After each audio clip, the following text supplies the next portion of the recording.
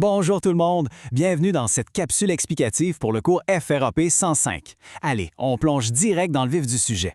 Aujourd'hui, on se facilite la vie pour nos productions écrites avec un outil absolument indispensable, le passé composé. C'est le temps parfait pour parler d'une action qui est finie, réglée et derrière nous. Alors, la vraie question, c'est de savoir comment on fait pour raconter une action qui est complètement, totalement terminée. Mettons une grosse corvée de nettoyage ou bien un projet de recyclage qu'on a fait la semaine dernière. C'est pas compliqué, c'est exactement pour ça qu'on a inventé le passé composé. Le meilleur truc, c'est de voir ça comme une simple petite équation mathématique, ou même une recette à 2 ingrédients. Pour faire du passé composé, on combine juste un auxiliaire, donc le verbe avoir ou être, plus un participe passé. Et voilà, le tour est joué, c'est ça notre fameuse formule magique. Bon, on décortique le premier ingrédient.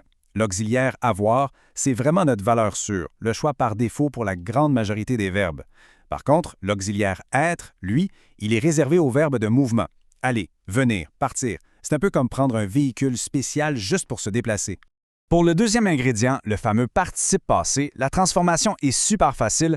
En fait, on coupe juste la fin du verbe d'action. Les verbes qui finissent en ER vont se terminer par E, ceux en IR par I, et ceux en RE, souvent ça finit par U. C'est littéralement un petit échange de lettres et c'est dans la poche.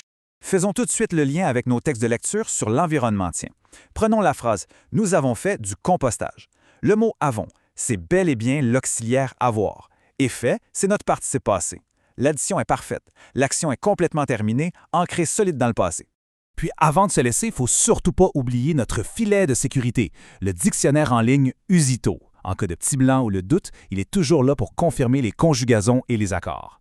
Sur ce, quelle va être la prochaine action pour l'environnement que la classe veut nous raconter?